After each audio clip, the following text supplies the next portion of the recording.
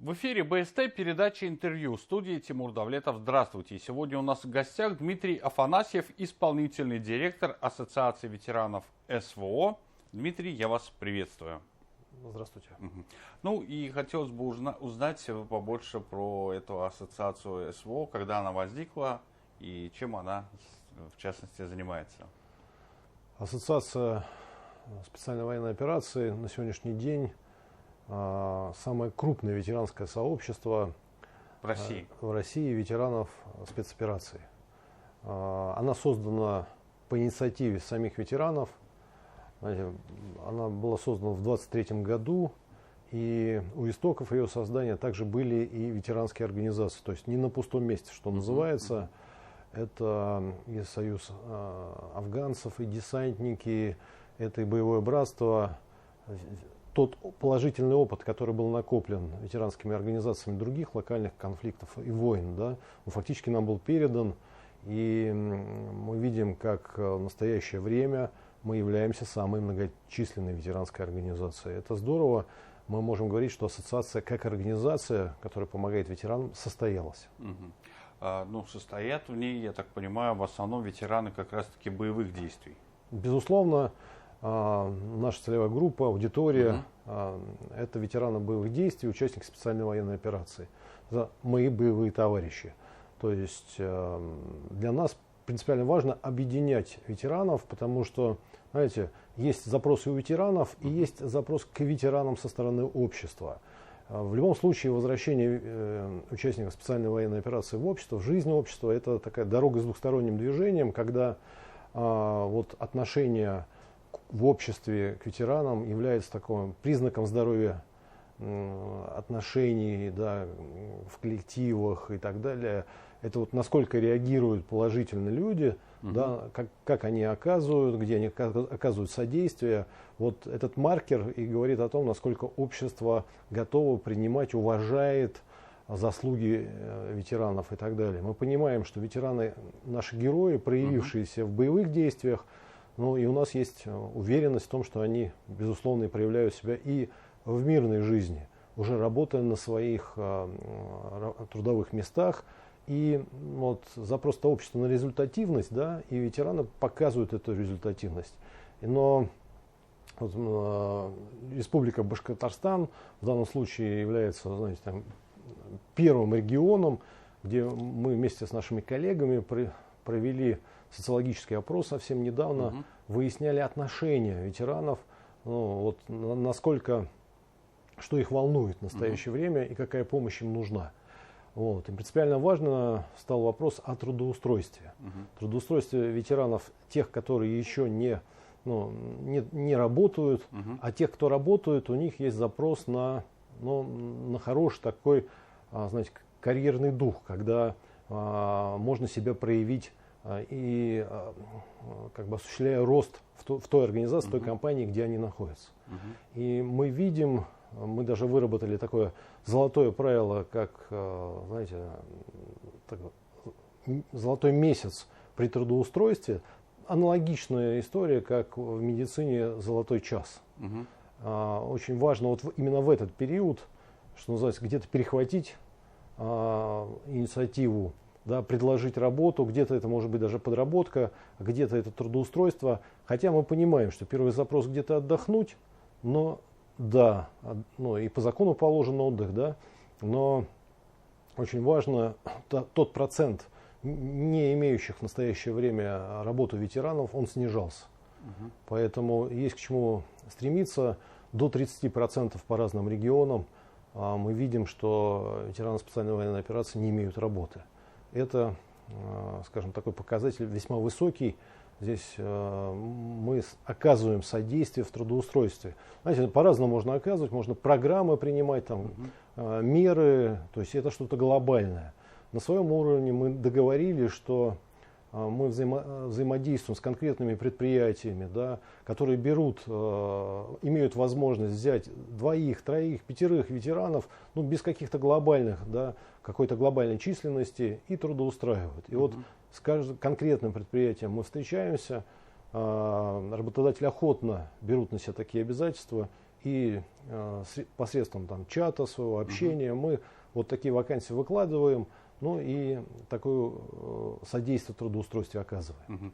Но не только эти вопросы, но и другие наиболее актуальные обсуждаются в эти дни в Уфе, да, насколько я знаю, ветераны со всей России, да, вот съехались именно вот на слет, да, как это правильно назвать у вас? Это сборы. Да, ветеранов. Очень классный опыт Республики Башкортостан в том, что при поддержке главы региона мы видим, как, знаете, можно создать региональную организацию, да, а вот как дойти до каждого ветерана. И в регион не наездишься, да, в столицу региона. Принципиально важна позиция, что в Башкортостане, в муниципалитетах создаются отделения Ассоциации ветеранов СВО.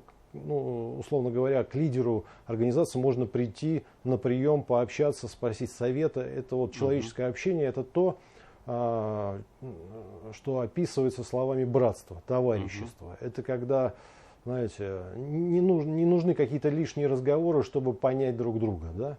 То есть то братство, которое в зоне боевых действий проявляется, да, когда от тебя зависит жизнь другого и другой, выполняя задачу, сохраняет тебе жизнь. И вот эта вот история такая взаимодействия, взаимоотношений, она вот и выражается и уже в мирное время проявляется. Поэтому поддержка здесь важна. Ну, у нас непосредственно наш глава региона Радиф Фаридович Хабиров неоднократно говорил, то, что ветеран, который вернулся из зоны СВО, не должен оставаться один на один с собой, грубо говоря. Чувствуется ли вот эта поддержка при общении? Вот вы наверняка уже пообщались с ветеранами, с нашими, да? С уфимскими, с башкирскими. Да, поддержка в регионе чувствуется. Ну, смотрите, запрос от ветеранов, да. Запрос, как я уже сказал, на трудоустройство. Это первый момент. Но когда ребята работают, и, знаете, товарищество – это еще и когда мы помогаем другому. Когда у нас есть время и ресурсы, которые мы готовы потратить на своего боевого товарища, где-то помочь ему. И в этой связи очень важно, когда ветераны вовлекаются в реализацию проектов и программ. Вот что значит помочь другому? Да? Это реализовать проект. У нас масса проектов уникальных, которые, что называется, идут с земли по инициативе самих ветеранов. В одном из регионов есть проект, ветеран, участник СВО, купил несколько гончарных кругов. Да? Ну, мы в 21 веке, где гончарное производство-то, да? Но это не просто гончарное производство. Он пригласил на работу ветеранов СВО, у которых были ранения, связанные с повреждением нервов. А вот такое ваяние посуды руками, тактильное ощущение, да, тактильное восприятие, это как раз процесс и реабилитации. И вот эти идеи, проектные решения, которых точно сверху никогда не придумать, они идут от самих ветеранов. Их на самом деле много. И предпринимательские способности где-то реализуются, но принципиально важно, чтобы были наставники. И во взаимодействии с ассоциацией на местах, в том числе, мы связываем с теми людьми, которые умеют принимать решения, не принимают их, да, для того, чтобы помогать. Дмитрий, перед эфиром я успел посмотреть, что вы вообще в прошлом учитель истории, да? Да, так точно. И ветеран боевых действий. Как вы оказались в зоне СВО и вообще зачем туда направились? 22 год – это особый год для истории нашей страны. Знаете, началось СВО. Мне, как историку, тогда было сразу понятно, что происходит события исторического масштаба. В детстве я немного завидовал ветеранам, которые приходили к нам в школу и рассказывали о таких событиях, которые я скажем, читал только из книг. То есть много фильмов смотрели мы тогда, да, и это все в воображении в неком было. И думаешь, вот с одной стороны, да, как взрослый я понимаю, война это всегда трагедия, страшно, и не дай бог, но как ребенок я тогда думал, как повезло людям, они такие герои. И на наш век, что называется, выпало событие, где многие мои боевые товарищи себя проявили как герои. И это, знаете, в истории России это точно будет иметь свое очень правильное, нужное, как историк говорю, место.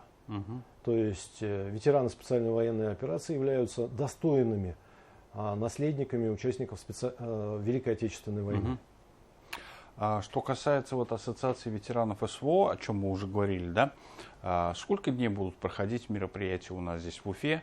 И могут ли другие ветераны прийти, присоединиться, послушать, пообщаться, возможно, найти какие-то пути решения своих проблем? Знаете, как раз так работа и построена. У нас представители всех регионов присутствуют на сборах. Это каждый субъект Российской Федерации представлен своим руководителем ассоциации. Но это не все те, кто принимают участие. У нас много ребят именно из республики. Это, что называется, умножить на 2. То есть ребята, которые пришли как раз задать вопрос, получить ответ.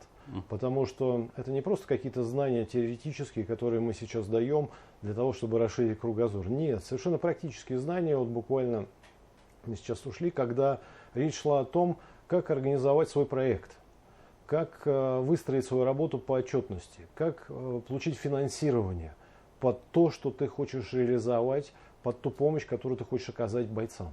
То есть и это, не просто где-то взять денежные средства, что-то сделать и все забыть. Нет, это же еще надо отчитаться, надо сделать очень грамотно, все по закону. А здесь все формально, все очень жестко. Это правильно. Но вот этот инструмент, как это сделать, вот мы сейчас его и даем. Есть юридическая часть, когда мы говорим о том, как это все верно выстроить в правовом поле, как взаимодействовать с организациями, заключить соглашение. Ведь мы сильны всегда партнерами. То есть один в поле не воин, известная поговорка. Поэтому, когда ты делаешь какое-то соглашение, да, ты себя усиливаешь. Много организаций на региональном уровне, да, взаимодействуют с Ассоциацией ветеранов СВО, потому что из своих трудовых коллективов ребята ушли, из организаций, да, и возвращаясь, да, надо выстраивать с ними отношения. Вот они, как они, да, себя будут проявлять. Много вопросов есть, проблем. И вот это расстояние, да, вот я помню свою историю, когда я вернулся, даже мои дети, вот был вот момент, это миг, конечно, да, вот этого присматривания, да, вот в каком состоянии вернулся их отец. Соответственно, вот в этом моменте была, да, и на работе точно так же, когда работодатель вот смотрит, насколько. Поэтому, чтобы сократить это расстояние и время, да, мы взаимодействуем в том числе с работодателями, показывая, какие инструменты влияния, где опыт, не книжный опыт, а опыт действия в неопределенной ситуации, в группе людей, которые ты не знал. А знаете, много времени тратится на то, чтобы изучить какие-то такие основы, как это сейчас выражается, модно разбирая кейсы. А здесь не кейс, здесь цена ошибки жизни.